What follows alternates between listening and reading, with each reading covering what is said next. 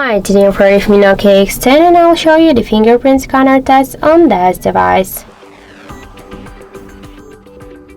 So I just set up my fingerprint here to the scanner on the power key button on the right side of our phone, and now I'll make a couple of tries to just unlock the device with my fingerprint, and we'll see how fast this feature is and does it works. So let's start.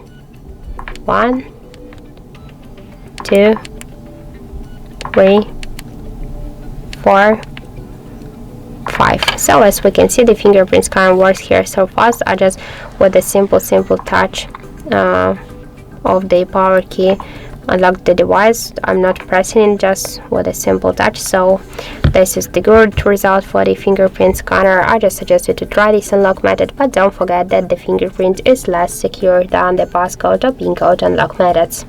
So that's it. Thank you for watching, and if you find this video helpful, don't forget to leave a like, comment and to subscribe our channel.